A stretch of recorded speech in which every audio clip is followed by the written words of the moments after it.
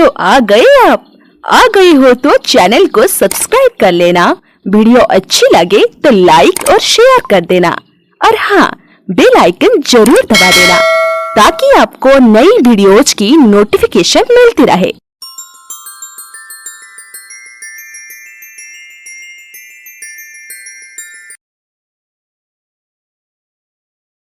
ये कहानी कॉलेज में पढ़ने वाली लड़की शमीक्ता की है। शमीक्ता की उम्र 18 साल थी और वो देखने में बहुत खूबसूरत थी। यह बात तब की है जब शमीक्ता 12वीं में थी। उसकी क्लास का सारे लड़के शमीक्ता की दीवाना थे। शमीक्ता के एक बॉयफ्रेंड भी था, लेकिन वो शमीक्ता के कॉलेज का नहीं था। शमीक्ता की क्लास में साहिल नाम का एक लड़का था जो दिखने में बहुत हैंडसम था और उसका पर्सनालिटी बहुत अच्छी थी। एक दिन टीचर ने सबके सीट बदलवा दी और इत्तेफाक से साहिल की सीट शमीक्ता की सीट के पीछे ही आ गई। पीछे आकर बैठने के बाद साहिल बड़बड़ाता हुआ टीचर को गाली देने लगा। वो सीट यार, उन्हें क्या प्रॉब्लम हो रही थी जो उन्होंने सीट की अदला बदली कर दी। पूरा मूड खराब कर दिया यार। शमीक्ता पीछे मुड़कर देखने लगी तो वो थोड़ा चुप हुआ। फिर शमीक्ता ने बोली, ऐसी गाली मत दो उनको, टीचर है वो।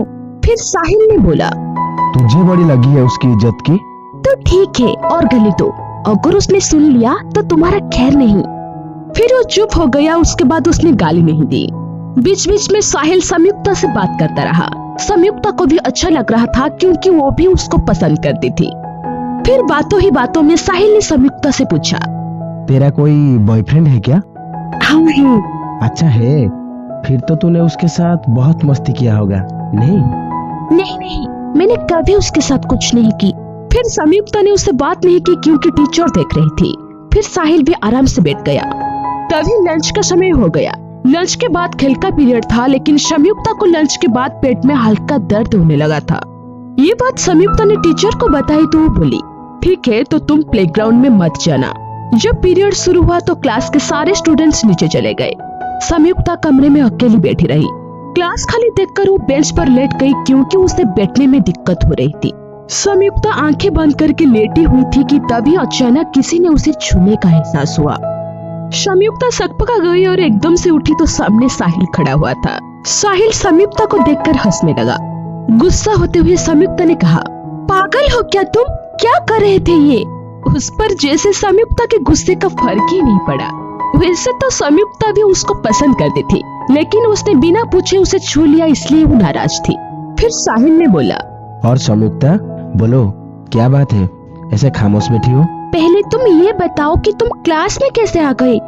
मेरा भी पेट में दर्द हो रहा है यार, और मैं हम दोनों का दर्द मिटाने आया हूँ। शमीक्ता जान गई थी कि ये साहिल ने जानबूझकर किया है। उसने शमीक्ता और टीचर की बातों को सुन लिया था। फिर साहिल शमीक्ता के पास आ गया और बोला, यार शमीक्ता, एक बार तुझे टच करने का दिल कर रहा है, एक किस देना। शमीक्ता मना करने लगी, लेकिन वो कहाँ मानने वाला था। वो शमीक्ता को हक किया और जोर जोर से उसे किस करने लगा। फिर शमीक्ता को शर्म आने लगी और वो साहिल को हटाकर वहाँ से जाकर दूसरे बेंच पर बैठ गई।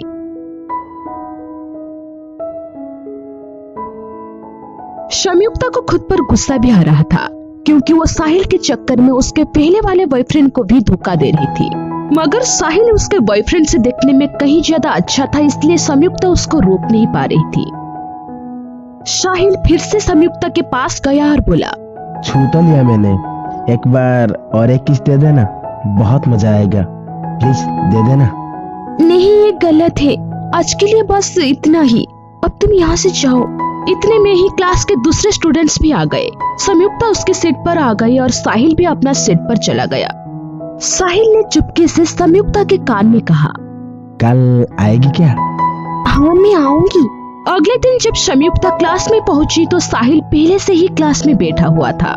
शमीक्ता अपनी सीट पर जाती उससे पहले साहिल वहाँ बैठ गया। फिर शमीक्ता ने शर्मा कर बोली, ये क्या है, मुझे बैठने दो। आज का क्या प्लान है? अगर तुम हाँ करे तो कुछ करते हैं आज, तो फिर चले। फिर साहिल शमीक्ता के गाल पर किस कर दिया। शमीक्ता वहाँ 2 मिनट तक शॉक में खड़ी थी कि तभी क्लास में बाकी बच्चे भी आना शुरू हो गए। उसके बाद क्लास शुरू हो गया और सब अपनी अपनी सीट पर बैठे थे। 2 पीरियड चला गया। फिर म्यूजिक का पीरियड आया तो ज्यादातर बच्चे वहाँ चले गए। उनके साथ ही 3-4 स्टूडेंट्स और भी थे। फिर कुछ देर बाद लंच हुआ और फिर लाइब्रेरी का पीरियड आ गया। सब स्टूडेंट्स जाने लगे। फिर साहिल संयुक्ता के पास आया और बोला, मेरे साथ चलेगी क्या? कहाँ चलना है? पहले तू चल तो सही, मैं बताता हूँ। फिर वो दोनों लाइब्रेरी न जाकर दूसरी तरफ चले गए। साहिल उसे एक खाली रूम में ले गया। फिर साहिल एक गुलाब का फूल निकाला और संयुक्ता को प्रपोज किया। संयुक्ता भी बहुत खुश हो गई और उसे हग करने लगी।